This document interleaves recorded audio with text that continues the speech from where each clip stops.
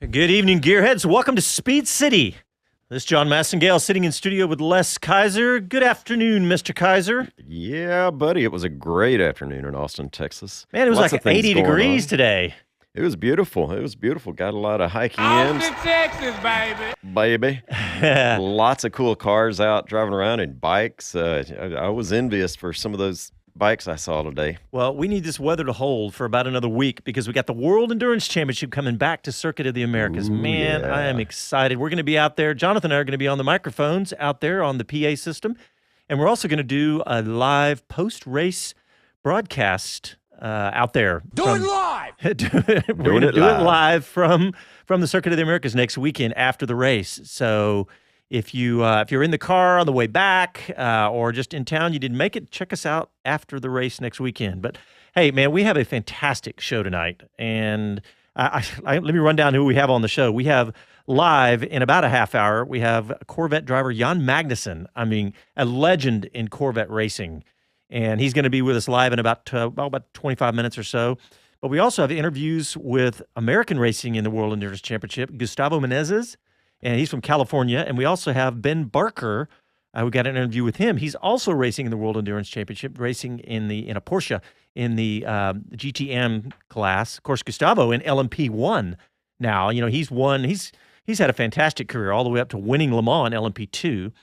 And Jonathan Green, he's not back yet, but he's been down in New Zealand at the Toyota Racing Series doing the commentary down there.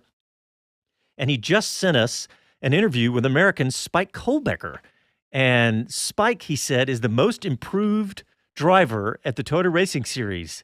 So now, this isn't like the guy that barely learned to ride a bicycle and now can drive it around the block. This guy was quality when he got there. You know, this is a but that's where you go. Improvement. You know, you go to Toyota to the Toyota Racing Series to get better. And I was explaining that to somebody this week. It's 15 races essentially in 5 weeks. You have an entire racing season in only 5 weeks, and that's why people trek all the way to New Zealand for it. Yeah.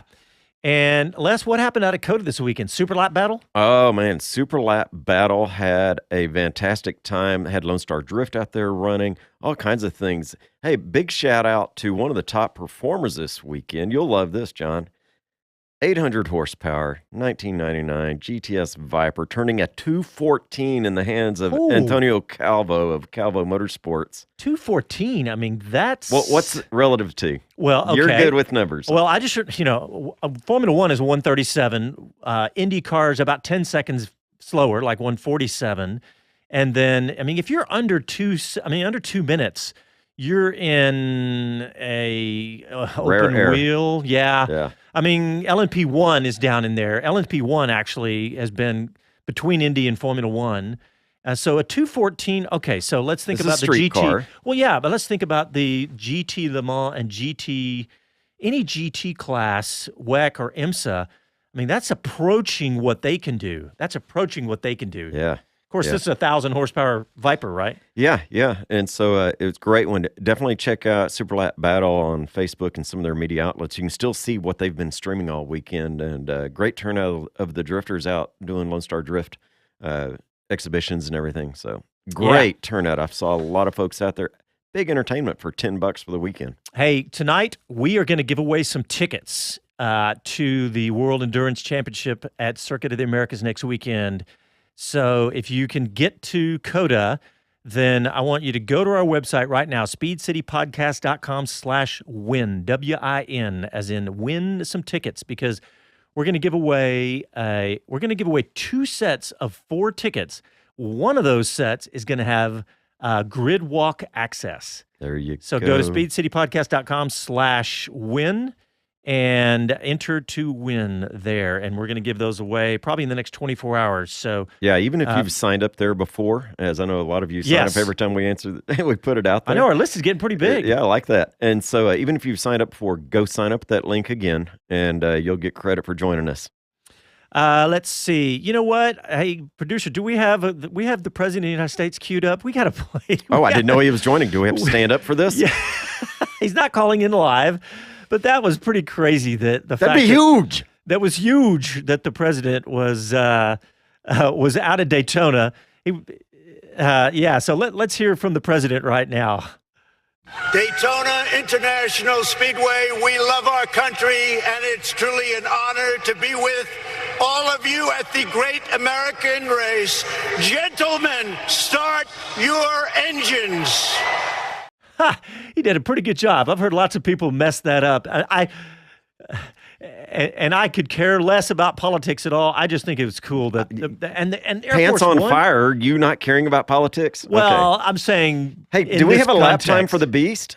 The Beast got out, and we're seeing it on screen now, making right. a lap. I don't know. He's kind of drafting a few white SUVs, but I want to know that's one of my goals in life, to know about the specs of the current Beast, because there's a museum. I forgot where it is, but of all the previous Beasts, the what do you call them, the presidential limo of all Right. throughout time.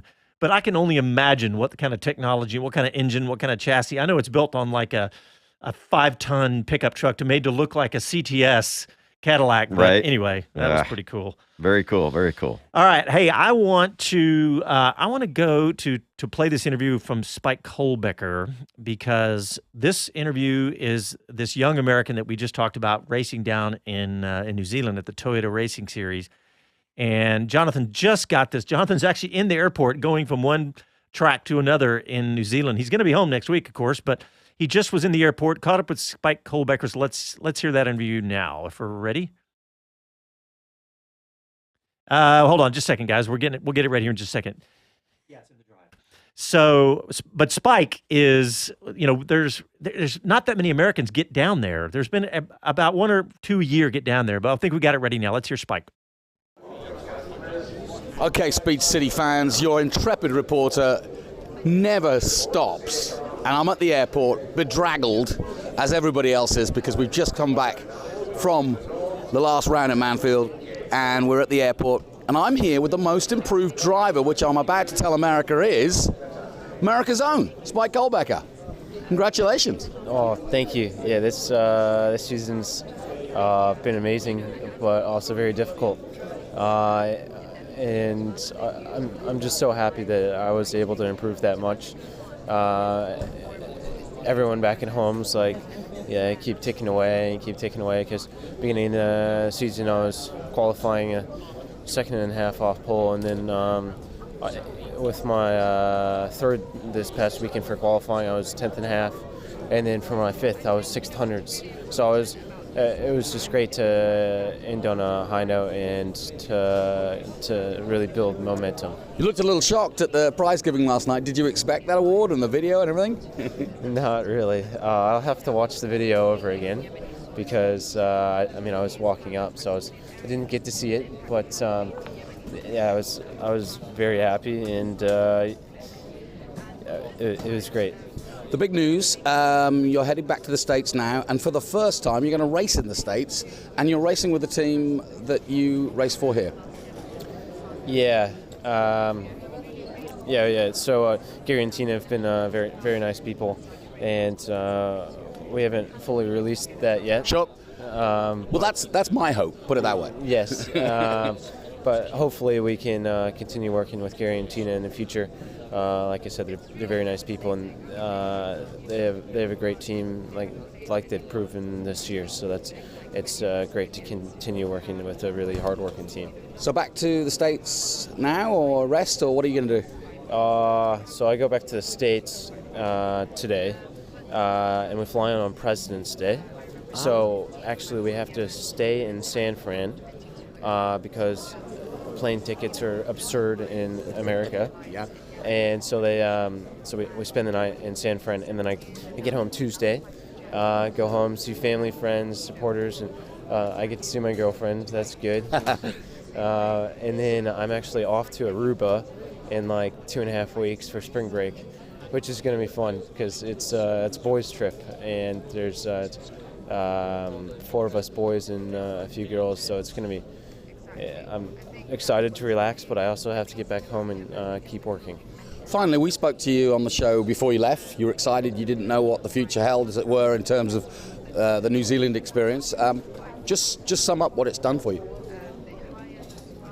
It's improved me as a driver and as a person. It's taught me to be way more mature than I was when I came into the championship, and to always keep pushing. This championship, the drivers in it, they're the best at this age, and I think if Toyota keeps doing what they're doing with that, the best drivers keep coming back. I mean, the series has just challenged me in so many ways, but it's also made me a much better driver. And hopefully we'll talk to the ambassadors when we get home, and we'll see what they have to say about next season and possibly coming back to the championship. Awesome. Well, listen, we pride ourselves on Speed City of keeping up to date with the young Americans coming through, and you're one of them now, and it's great. So keep in touch with Speed City, and thanks for talking to us. Yeah, thank you. Cool. Awesome. We've got Jonathan down there with this Young Americans Go Through the Toyota Racing Series, and good luck to Spike Kohlbecker. All right, we're going to go straight to break, but don't forget, we have Jan Magnussen live here in a few minutes. We're giving away tickets tonight to the World Endurance Championship here at COTA. And next up, after the break, our interview with Gustavo Menezes, American racing in LMP1. You're listening to Speed City, live from Austin, Texas. Back after these messages.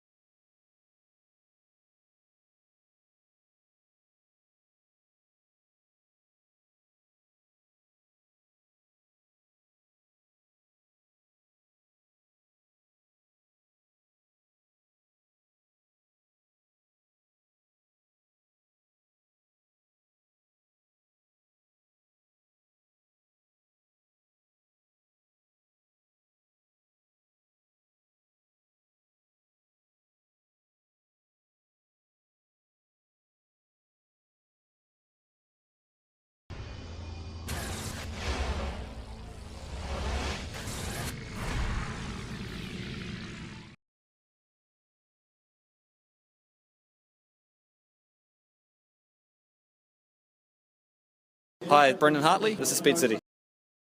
Welcome back to the fastest hour in radio, Speed City. This is John Massengill sitting in studio with Les Kaiser here in Austin, and we are going to jump right into our next interview because we have a gentleman, an American, racing an LMP1 in the World Endurance Championship, which is awesome to itself. But he is coming here to Austin. He loves it here. He's done a great job. Won here at least once, if not twice. And I caught up with him yesterday. So let's play that interview with Gustavo Menezes. All right, Speed City fans, we have one of the brightest stars in American motor racing with us on the show. We have Gustavo Menezes. Gustavo, welcome back to Speed City.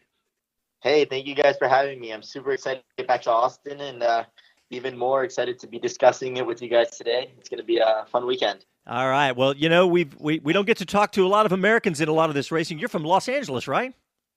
Yeah, I live in Venice Beach. I've born and raised in LA, kind of spent about 8 years out and back in Europe, but I'm a LA boy. You know, Gustavo, I think my favorite phone call with you was right after you won the 24 Hours of Le Mans. Was that 2016, I think? And I don't know what time it was when you called because it was late Sunday night here, and you were just bouncing off the walls, and that was so exciting. And I guess that's got to be the greatest, if not one of the greatest moments of your career, right? Yeah, I definitely say it's in the highlights of some of the best memories in my life. And I'd say it's also a massive motivation to be here today, working hard to get an opportunity to kind of stand on the overall podium at the top and bring it home again. You know, I mean, Le Mans is one of the most special events in motorsport and in the world, in the sporting world, and to have the chance to win that as an American, it's it's a memory that'll last a lifetime. Well, and I know you've won, that you won the Le Mans race with in an LMP2 car, and you won I think the whole championship that year in the LMP2 car, but now you're in the LMP1 class. Talk about the difference between that and how that going to that next level has been for you.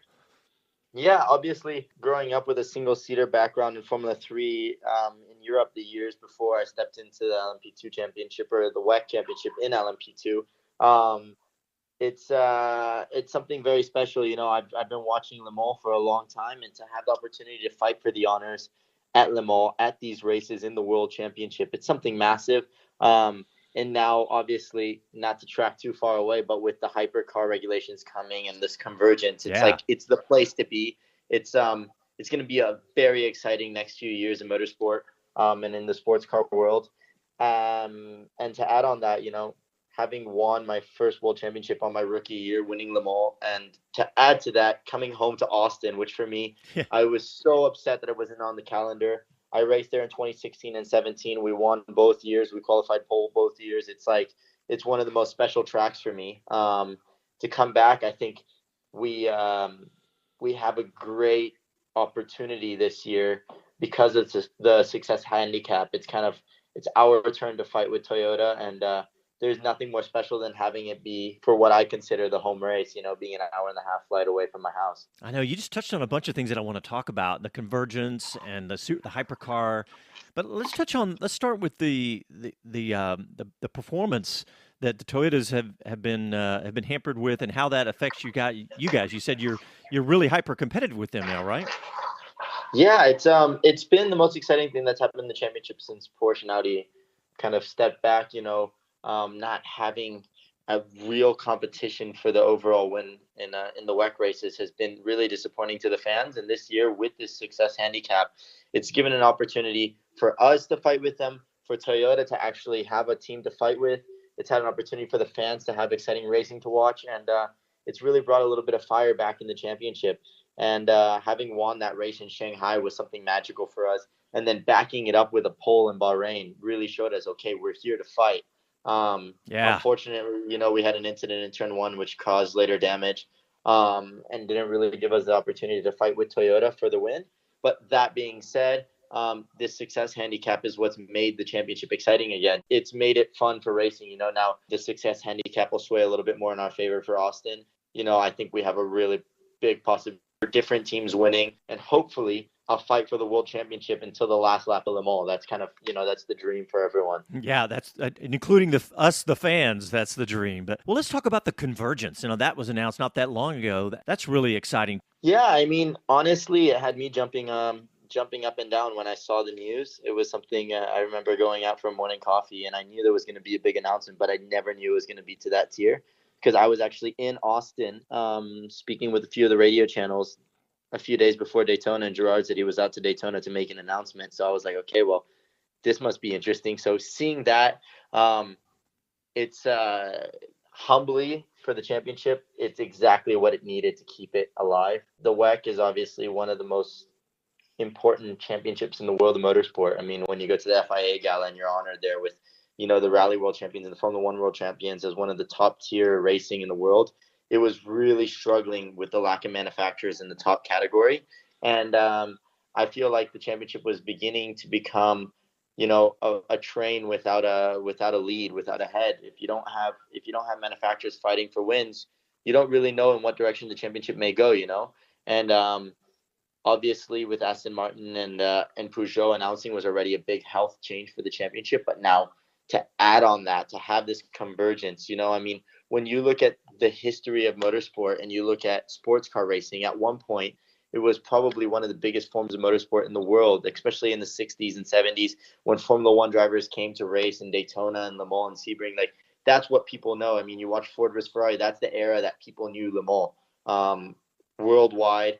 And I feel like taking a step back and going, okay, now that's exactly what we're going to do. People are going to, brush the curtains off at Daytona and go to Sebring and test at Spa and go to Le Mans. I mean, that's what the epic history of sports car racing is to me. And now, not only watching movies and going, gosh, I wish that could all be on my calendar without doing two championships, genuinely with my team, if that could be on my calendar, that would be a dream. And to see that come true and know that that's going to be part of kind of my generation of motorsport, it's an honor. You know, I think it's going to be something genuinely special, and it's going to take WEC right back up to one of, you know, WEC and IMSA, but sports car racing is going to become a lot more relevant as one of the top forms of motorsport, because the teams and the manufacturers have a lot more relevance to be there, especially for the bank the buck. Now, to have the opportunity to have a triple crown in sports car racing, I'm not saying it's going to be something easy or even potentially achievable in the next decade, because very few people ever did that. But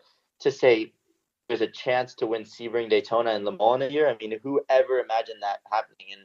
And to say you could do that with your team, you know, I mean, that was, you know, the Super Sebring has brought a lot of fans to Sebring, but as drivers, it's very difficult and hard to go race the WEC race and not be able to take part of the 12-hour. And as well, the 12 hours of Sebring, watching us go 4 seconds a lap faster than them. It's like, you know, it's a yin yang thing. It's cool, but it's not exactly what we wanted. And now we're seeing exactly what we dreamt of. Not even what we wanted, but it's something kind of unimaginable. Can you imagine Roger Penske sitting in his desk going, "We're going to Le Mans, boys"? Like it's a dream come true for everyone. I mean, from the fans to the drivers, the teams. It's an overall bonus that is going to put sports car racing on another level. Well, let's talk about how the hypercar plays into all this too, because that's exciting as well. Yeah, obviously everything has been a very slow development on the news of the hypercar generation coming out. You know, I mean, even on the driver's side, that we usually know things a little bit ahead of the news. We haven't heard too much, but I think it's going to be exciting, because at the end of the day, when you look at any sport that has, you know, massive influx of anything from brands to fans, and income, money, everything else, it usually comes down to a very simple point: relativity to what the humans are doing, relativity to what the average person can do. So the fact of a person driving a BMW or a Toyota Supra or whatever it may be, and looking at the TV and saying that car that looks like the car I'm buying is racing against that Porsche, and realizing I drive this thing at 65 miles an hour, and one time I hit 110, and these guys are doing 230 miles an hour at night in the rain. It's a lot more, you know, kind of intriguing for the fan, and that's I think it's necessary, because at the moment, as incredible as these LMP1 cars have been to drive, and I'm really proud that I was able to kind of be one of those people that lapped, you know, a 3:16 or whatever it may be at Le Mans, because I don't think it'll be happening for a long time. I think it's important to have that relativity to the fans, you know, to bring it closer, and the manufacturers are also going to bring the fans. So I'm excited to see what they can come up with, but I'm pretty sure it's going to be pretty incredible to drive, and having the differences from hybrids to V12s, it's kind of cool. Yeah, having all those different drivetrains too, that's going to be cool. Let's turn back our attention to Austin, because like you said, as an American, having Austin as your home race in the World Endurance Championship and having the success that you had, I mean, it's got to be just incredible for you, like you said. But talk about the track itself. You know, what do you think of when you think of the Circuit of the Americas? I think, honestly, when people ask me, what's your favorite circuit in the world, Austin comes up to be one of the few of my favorite. Sector 1 is, you know, it's indescribable. The G's that we pull, the feeling that you have in the car, it's magical. And it's very technical in some sectors. You know, you're going from high speed to low speed to mid speed, certain corners that really work the tires. And I think we need to find a good car balance throughout the race. So Austin is challenging. It's fun. It's special to drive. It's not easy, which, you know, we're not looking for easy tracks. We're looking for. All right. Well, we're going to put the rest of that interview with Gustavo Menezes up on our SoundCloud account. In fact, it's there now. So if you want to hear, I think we had about a 16, 17-minute interview with Gustavo. So if you want to hear the rest of that, go to our website, speedcitybroadcast.com, and then find the SoundCloud link, or you can just go to SoundCloud and search it up there. But all right, we're going to go to break, because up next, after the break, we're going to go live with Jan Magnussen, talk about some Corvette racing. Listen to Speed City. We're live in Austin. Back after these messages. There you go.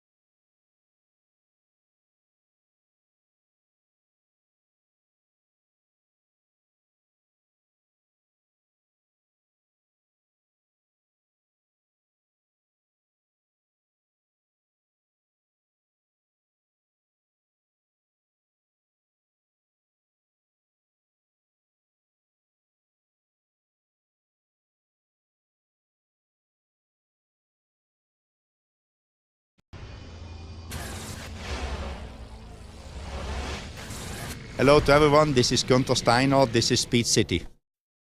Welcome back to the fastest hour in radio, Speed City. Thank you, Mr. Gunther Steiner, for bringing us back to break. And the Rolling Stones, you're going to get to go see them at COTA on May 24th. That's right. Tickets went on sale on Friday. Awesome. Big turnout. Getting orders already. So all right. Well, we're going to jump right into our next guest, and we are so excited to have this gentleman on the line and coming to Austin. Welcome to the show, Jan Magnussen. Jan, welcome to Speed City. Thank you. Thanks a lot. Well, thank you for coming on. We are so excited to have you with the really amazing career you've had. We should just call him Mr. Corvette. Yeah, particularly at Corvette Racing. And I got to start with, what was it like to, I know that you were not with Corvette Racing, and then not long after that, you got the call to race the new C8R. How was that call?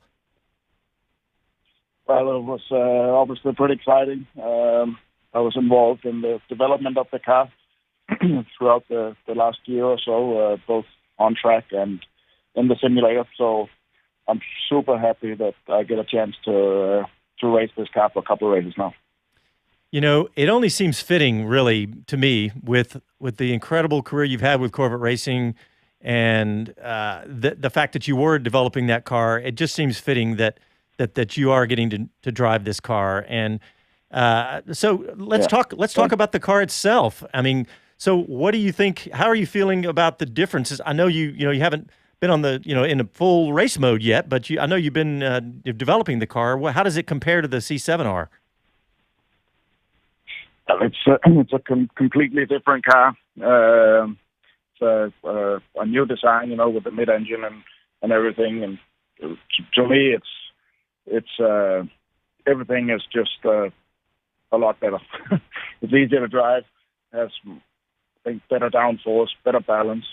To me, it was a whole other category of car to drive. So I'm really looking forward to this weekend. Well, so with the mid-engine, you mentioned just then better balance. Do you attribute that to the mid-engine, and what else can you attribute to the mid-engine configuration? The mid-engine gives obviously quite different weight distribution. Puts a lot more weight towards the rear than what the front engine had. And from the testing that we've done, it seems it's just a big step in the right direction, really. Few of our other competitors have had this for a long time. Ferrari, obviously Ford. It just works really well. It's much more of a real race car in terms of the design and the layout. It makes it a lot easier to drive. Well, so what are your expectations for this brand new platform? What are your expectations here in Austin, particularly where we are, and racing in the World Endurance Championship next weekend? Yeah, so obviously, as with every race, you go in there with high expectations. But to be honest, we don't really know where we're going to be compared to the competition. But from the testing and the development that we've done, I'm quite confident that we'll be fast. Whether we'll be fast enough, I don't know.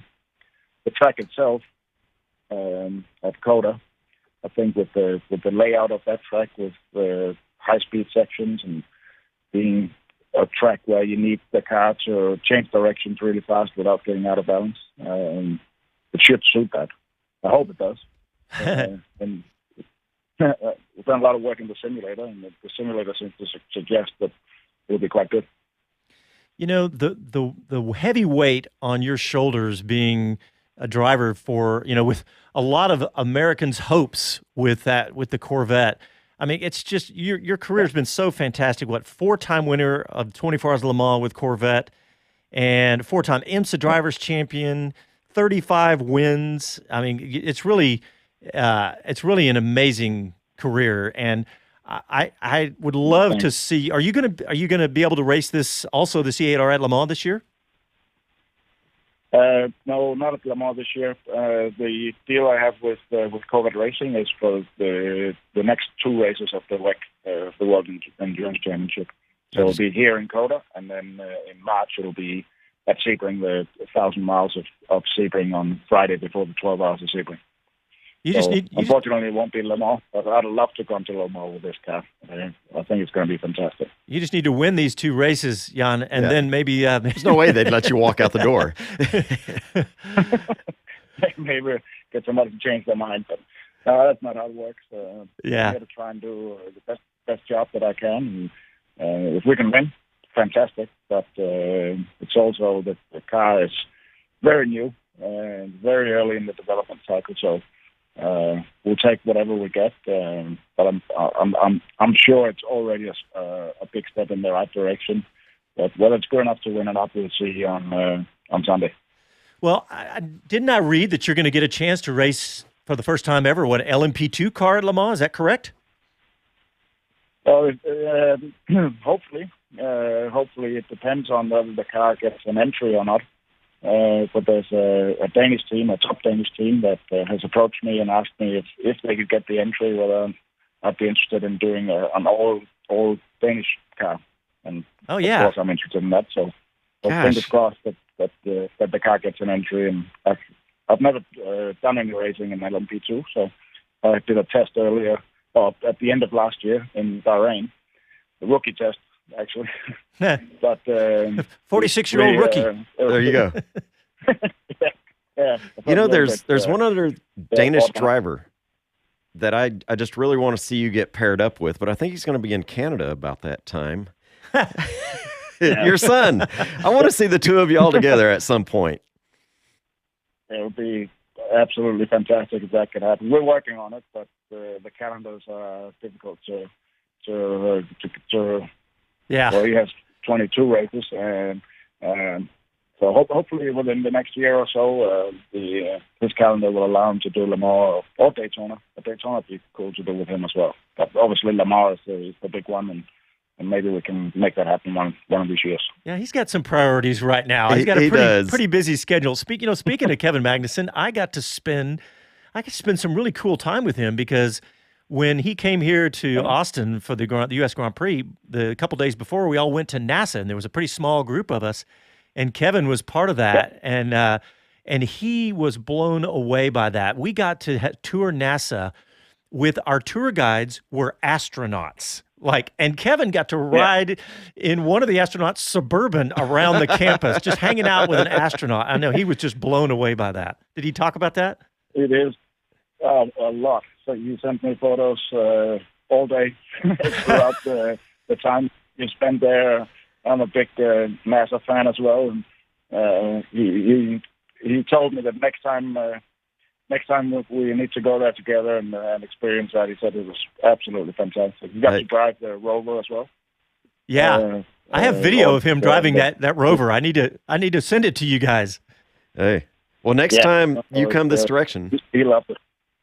Yeah, next time you come this direction, let us know. We know people over there. We'll make that happen. We're actually, my partner, Jonathan Green, was the one that got that whole thing set up because he's got a friend that works in NASA, and he got that all done. So, yeah, we'll get you set up. But let's get back to the World Endurance Championship coming back to Austin. And so what time, what day will you get in? Will you get in to ahead of time to enjoy the Austin city a little bit or not? I'm here now. Oh, you are? I arrived last night, so I did a few days in the simulator on Thursday, Friday in near Charlotte in North Carolina, and then I flew here. So I'm waiting for the team to come in on Wednesday. Well, we should have got you to come in studio. Thinking about for barbecue. We could have done it all up. So, I mean, I know that you guys, this is such a new program, with the new C8R with Corvette, but it is so exciting with the road car now. And I think the announcement, the official announcement that the C8R was going to be racing this quickly kind of caught me off guard because, it's just now hitting the streets. And so that was so exciting. Yeah. Have you had a chance to get behind a road car yet, a C8R, a C8? No, no, unfortunately not. Throughout last year, there was display cars at the races. So I've never actually driven one. I'd love to one of these days, but I think there's a long list of people that are waiting to get their cars. So Well, I would think that you could. It's a fantastic car. I would think that you could get on the list. You got the credentials to have one. We gotta make some phone calls, Les, while he's here in Austin, and get him a C8, man. Let me see if I can stir up one right quick. Well, Jan, I know you've won here in Austin with Corvette. What, in 13 and 17? Is that right? That's correct. Yeah. And nothing would be more awesome was for you guys to win here in 2020 with this new C8. I mean, I think that would be a dream come true. I know for you, but for a lot of people that want to see the new Corvette do well. Yeah, absolutely. But like I said, we have high hopes. It's a fantastic car, built by some of the most fantastic people in the business. So, but we won't know where it is until we race it against some of the big boys. Well, Jan Magnussen, we want to thank you so much for coming on the show. And this weekend, we want to wish you the best of luck. And we'll be out there on the microphones. We'll be on the microphones out there, so we'll be cheering you on. Thank you very much. All righty. All right. Thanks. Enjoy Austin. Talk to you soon. Thank you. Thanks. Bye-bye. He is. This is my first time to have any kind of exchange with him, but he just sounds like I imagined. Just nice, easygoing, calm. We're just going to go do this. Yeah, it's going to be great. We're just going to go do this. He actually reminds me quite a bit his style of Kevin. Yeah. Without a doubt. Yeah. Very, very calm style, and which translates pretty good to a race car. You got to remain calm. Absolutely. Calm and smooth. Well, as you know, we're going to be out there on the microphones. I've been saying it, but we have some tickets to give away. So make sure you go to our website, speedcitybroadcast.com/win, WIN, because we've got 2 sets of 4 tickets to give away for this weekend, for this coming weekend at COTA. And one of those sets has grid walk access. So these are some pretty cool tickets. So that is one of the coolest things about this series. Even if you don't get the grid access, it's accessible. You got to come out there. If you don't win these, go on to the circuitoftheamericas.com and you can purchase your weekend tickets there as well. Yeah, I'm looking right now, but I think that WEC tickets for this weekend start at $39. That may be a single day ticket. I think it is. But $39. Yeah, and the race starts at noon. So it's a 6-hour race. And from noon to 6, so there'll be, what is sunset right now, after 6:30. So they'll be racing into the evening, not like they have in the past where they raced into the night, right? Which was actually, that was probably my favorite racing ever at COTA. It is. Was seeing those. I'm wanting a legit 24-hour race, 24 sequential hours. At COTA. Legit. I mean, I know the other. Which one is it? Yeah, the 24H that came in. I love that race, but I do want a contiguous 24 hours. Right, yes, right. But yeah, I'm looking at single day tickets. So yeah, $39 is where they start for the Lone Star Le Mans at Circuit of the Americas. But all right, well, let's go ahead and take a break. And when we come back, we're going to have an interview with another driver who's going to be racing at COTA this weekend, Ben Barker. You're listening to Speed City, live from Austin, back after these messages.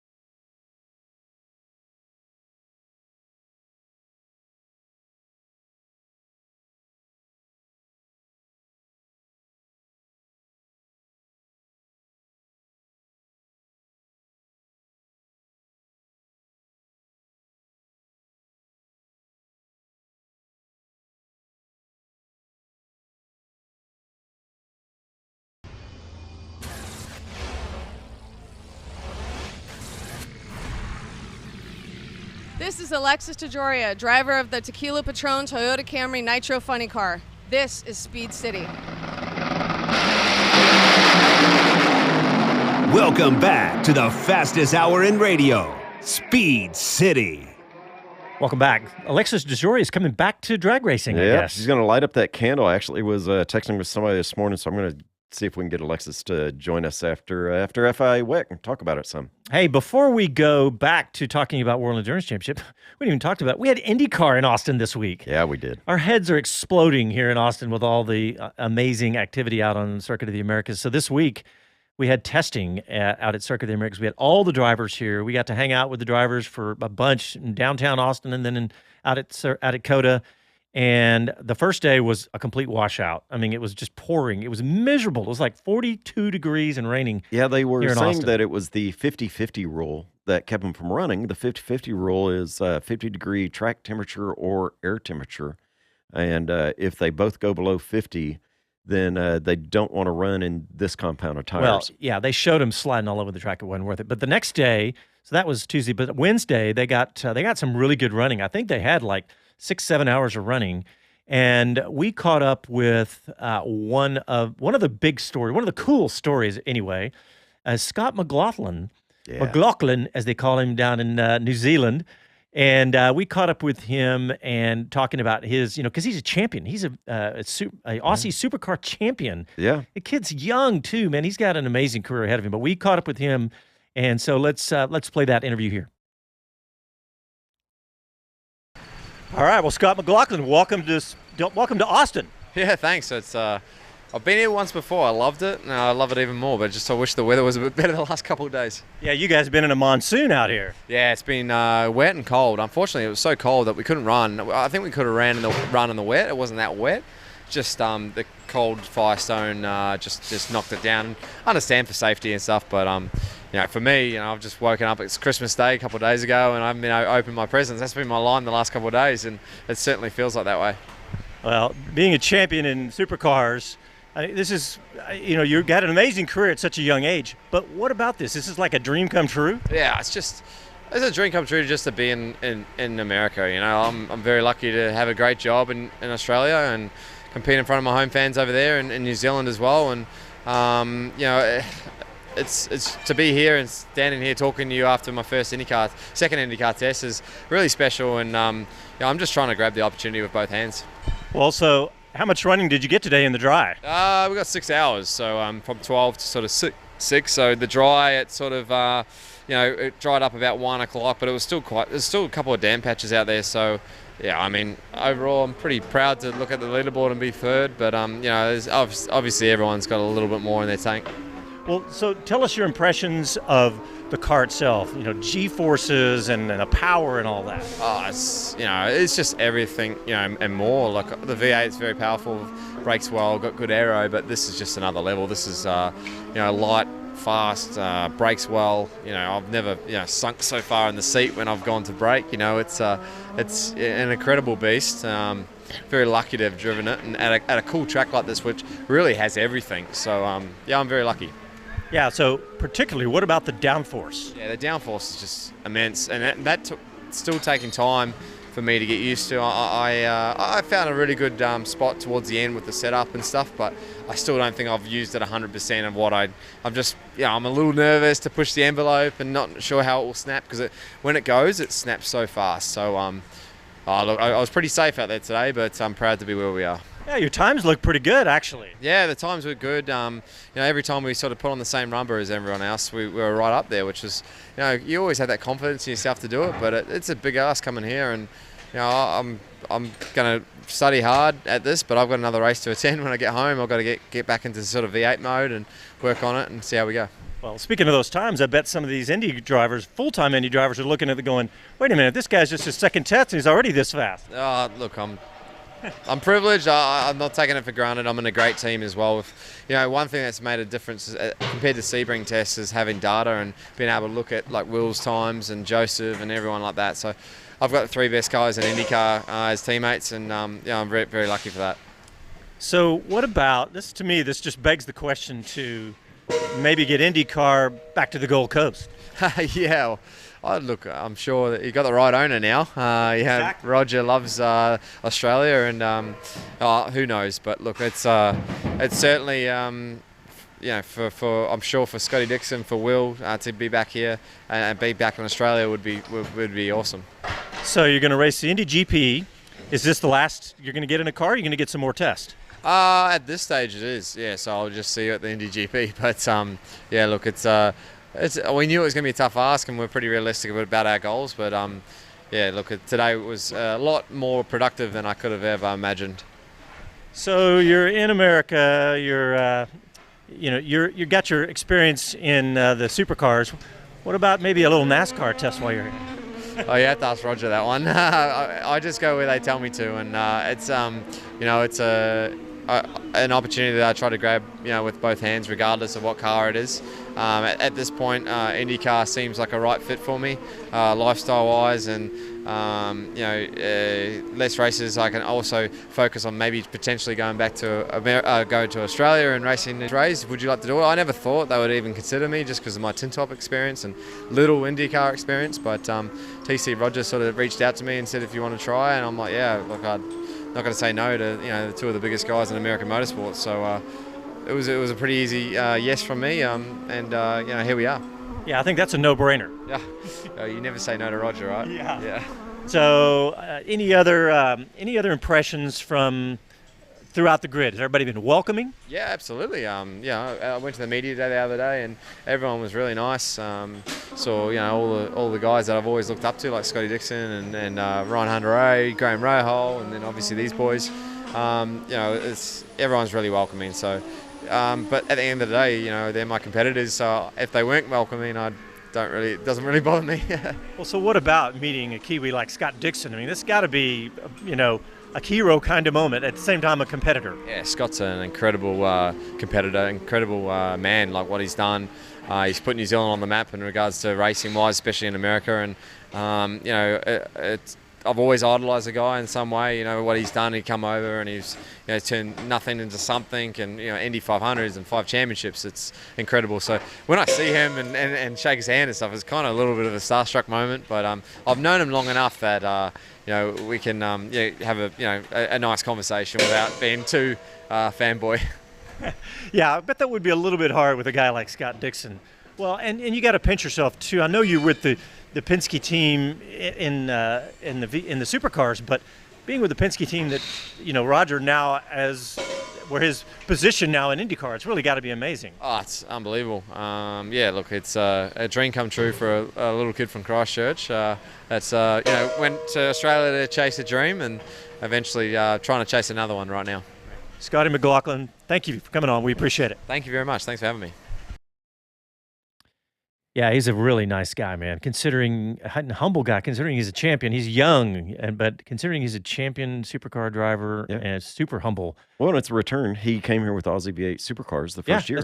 That's right. When I was interviewing, I was thinking he had just started it, and I didn't know but it was the first year he had started in supercars, and he came here to Austin. But all right, we got one more interview we want to play because we have another gentleman who's coming here to Austin for the World Endurance Championship in just a few days. And this is he's a really versatile driver too, Ben Barker. So let's jump right into that interview with Ben Barker. All right, Speed City fans, we're really excited. We have a race driver coming over for the World Endurance Championship race here at Circuit of the Americas. We have Ben Barker. Ben, welcome to Speed City. All right, thank you. Pleasure to be here.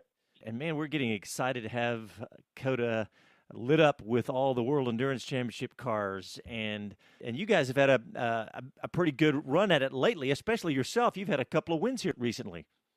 Yeah, it's been good for me personally, actually. I had a win at Dubai 24 hours, which was actually cut short due to rain, to about 7.5 hours.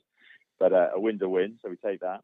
Then I've had a win at Bathurst as well in Australia, in the Pro-Am with Grove Racing, so that was pretty awesome as well. And before that, we had the last round of the WEC series, which was in Bahrain, and we finished third, which was great for us. We've been kind of lingering near the podium the last couple of rounds, and finally we got one. So hopefully we can continue that for Austin. Yeah, and so you've been here to Austin before, and what do you when you think of coming to Circuit of the Americas? What do you think of? First of all, what do you think of when you think of the track? Track is I'm a big fan of the track. Actually, it has lots of different characteristics to it. It's got some high speed stuff. It's got some slow speed. It's got a big straight. So as far as setup with a car, it's quite kind of interesting. And you've got to think about all these different elements of the track to make the car fast. So for me, it's an interesting one to drive. Lots of curves that you use, which is nice, and obviously the steep hill into turn one is quite exciting under braking. So overall, it's actually I'm very fond of the track. I've done a lot of miles around there before in Porsche Super Cup that supports the Formula One. So it's always a pleasure to come back. Well, we've got some new surfacing going on that's just finished up, so you guys will get to see that. But yeah, you race for the Gulf Racing team. Talk about your team, and you guys have a new livery now too, don't you? Yeah, so we've historically we had the Gulf Racing livery, the infamous blue and orange, and but unfortunately that's kind of been stripped now. So just due to a deal with the team. So now we've got the kind of Knight Rider look going on, which is the black, the matte black, and the orange stripes. So as a team, we've been very close to some very good results this year for this current season of WEC. So like I said, we got a podium in Bahrain, and the team have been working really hard over the years to put out a fast car, and we've had a fast car. We've just had certain things not go our way. So finally, hopefully, we can keep this kind of podium momentum moving forwards into Austin and beyond, obviously to Le Mans, which is the last race of the season. Well, the 911 RSR that you race, going back to the livery. Yeah, it's a classic, iconic Gulf livery.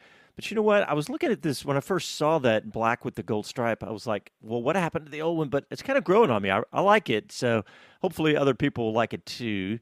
But going back to the 911 RSR, one of the most iconic racing machines there is. I mean, you got to love driving that. Yeah, I mean, first of all, the sound, I think, is the thing that really pinpoints that car and stands it out from anything else. So, and that I can believe you, it's as loud in the car as it is outside the car. But it's a pleasure to listen to and to drive. It's amazing. It's a mid-engine car now, which is very balanced and lots of aerodynamic grip as well, which is a pleasure to drive. So for me, it's the best car that I've driven in my career so far, and the most enjoyable. Providing obviously the setup's good and the tires are good as always. But it's pretty awesome, yeah. All right. Well, we have the rest of that interview up on our SoundCloud account. You can go to our website, speedcitypodcast.com, or search it up search up Speed City on SoundCloud. But Les, we are almost out of time, and I know you wanted to talk about Ride Drive Give. Hey, Ride Drive Give, exactly. If you've never heard of it, let me tell you about who it benefits. It benefits children who are either victims of crime or who have witnessed crime and things that they go through, traumatic experiences. And Ride Drive Give is a one-day event out at the Circuit of the Americas. It's your opportunity to ride along with somebody in a fast car, get behind the wheel in a fast car, bring your own fast car, spend the day having a lot of fun on that Formula One track, and visit the website, ridedrivegive.org. Like I said, from somebody that's just newbie and curious to somebody that is seasoned, and get out there. You'll get in with professional drivers and get to take a fast lap in a variety of cars that are available. So check it out, ridedrivegive.org. Speed City has joined the team, and we'll be out there as well. Yeah, that's really cool. That's a great organization, and we're proud to be helping them out. So, all right, well, we are out of time. We hope to see as many of you as possible next weekend out at Circuit of the Americas for the Lone Star Le Mans, with the World Endurance Championship coming back to Austin. We'll be on the microphones. Give us a shout. Give us a tweet while you're in the stands. We want to hear from you guys. We're going to be on those mics for 6 hours. We're going to need something else to talk about. So shoot us some photos and stuff while you're out there. But thanks for tuning in tonight. Thanks to all of our guests, particularly all you guys that are racing this weekend, and we appreciate it. And we will talk to you next week. Ciao, y'all.